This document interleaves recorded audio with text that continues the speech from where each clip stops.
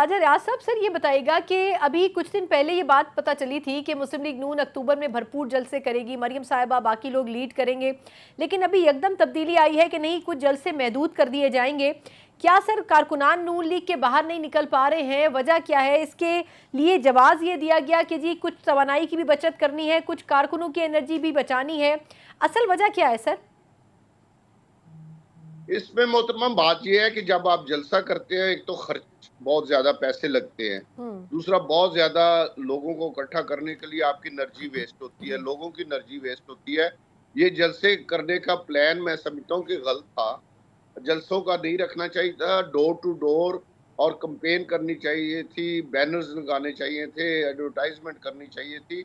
और अब मुस्लिम लीग नून ने दुरुस्त फैसला किया है कि लोगों की एनर्जी वेस्ट ना किया जाए, जलसों पे पैसे खर्च ना किए जाए, बल्कि लोगों को इस चीज पे कायल किया जाए, मीडिया के जरिए डोर टू डोर कंपेन करके गली मोहल्लों में जो लोग हमारे यहाँ कारकुन वो कायल करें कि हमने 21 तारीख को 4 बजे मीनार पाकिस्तान पहुंचना है। तो मेरा ख्याल है ये दुरुस्त फैसला किया गया है। इससे एक तो जो अखराजात है उनमें कमी आएगी, एक वही अखराजात जो है वो मीडिया के लिए, बैनर्स के लिए, होर्डिंग के लिए, स्टिकर्स के लिए और हमारे जो कारकुन हैं उनको कन्वेंस देने के लिए, ये तमाम वो बुनियादी जरूरतें हैं जो जलसे में लोगों को पहुंचाने के लिए करनी पड़ती हैं। तो वो उन पे अगर तवज्जो दी जाए तो मेरा ख्याल है ज्यादा बेहतर नतीजा निकलेगा।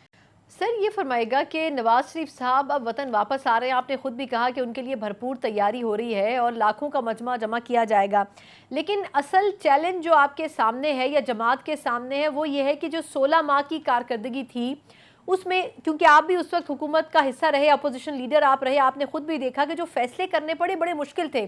तो सर आखिर में कोई मईशत के हवाले से कोई प्लान, कोई स्ट्रैटेजी क्या नवाज शरीफ साहब वो लेकर आएंगे? क्योंकि उन्होंने कहा कि मेरा फोकस मईशत होगा। दूसरा सर इसमें एक ज़िमनी सवाल ये भी कि जो 16 माह की हुकूमत रही उसमें आखिर नवाज शरीफ साहब वो मईशत के प्लान या चैलेंजेस के सोल्यूशंस क्यों नहीं शेयर कर सके उस हुकूमत से जो पीडीएम की थी? मैं आपने ज़िमनी सवाल जो किया है उसका जी जी पहले जवाब देता जी हूँ जरूर। कि इमरान खान की हुकूमत में इमरान खान ने तमाम इदारों का बेड़ा गर्क कर दिया था, चाहे वो मैशियत हो, चाहे वो हमारे खारजा मुल्कों के साथ तल्लुकात हो, चाहे वो हमारा लॉ एंड ऑर्डर हो, दाखिला का मसला हो, तमाम इदारे बुरी तरह तबाह हो चुके थे।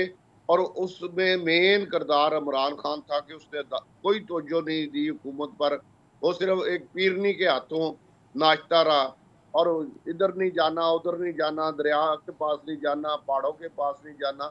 जो वज़ीर आज़म इस किस्म के काद रखता उसने क्या अदारों में बेहतरी करनी है।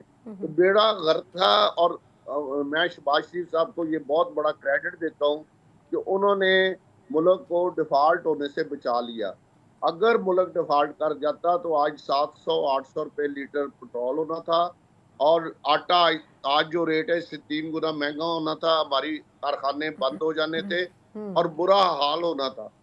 शहबाज शरीफ साहब ने बड़ी मेहनत करके और इसहाक डार साहब ने मुल्क को डिफॉल्ट होने से बचाया है। अब आ गया मियां नवाज शरीफ, इंशाल्लाह आएंगे।